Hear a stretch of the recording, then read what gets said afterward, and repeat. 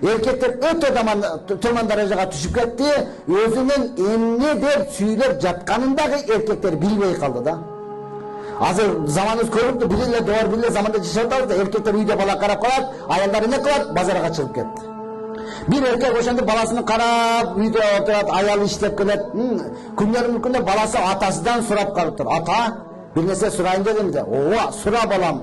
Деген экен, айттыр, ата, мужик деп кимди айтса болот? Мужик деген эмне? Мужикти кандай түшүнсө болот? Десе, атасы дагы баласына карап, балам, жакшы суроо бердиң. Бул нерсени менден дагы өткөн, менден дагы жакшырасын эч ким түшүндүрүп бере албайт балам.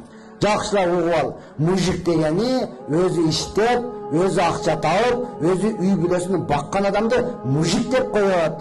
Десе баласы дагы, андай болсо мен дагы чоңойгондо апам окшош мужик болом, ата дейт экен да.